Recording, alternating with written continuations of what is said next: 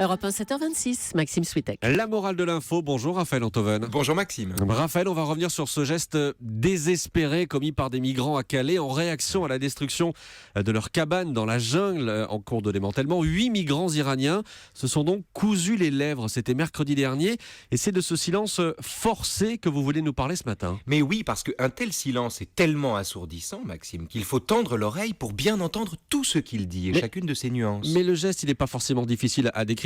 Vous ne nous écoutez pas, donc nous vous montrons que nous sommes réduits au silence. Oui, bien sûr, ça c'est la première chose qu'on entend. C'est une revendication, c'est-à-dire c'est une volonté légitime de reconnaissance. Et les bouches cousues de Calais prennent leur place au panthéon des sacrifiés ou des scarifiés politiques entre les moines qui s'immolent et les fémènes qui se déshabillent.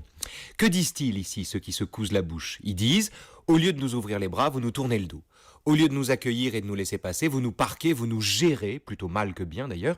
L'Europe n'est pas à la hauteur de ceux qui sont prêts à tout pour venir y vivre.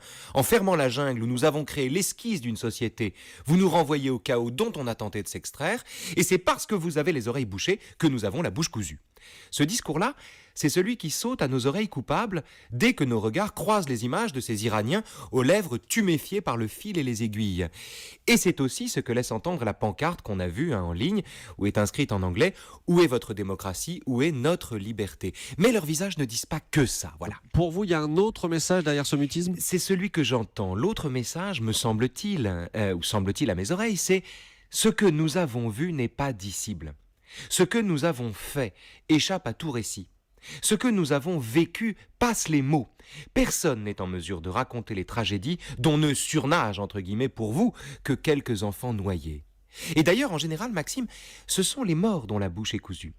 En s'infligeant de leur vivant, un soin qui relève de la thanatopraxie, c'est-à-dire des soins qu'on apporte aux morts.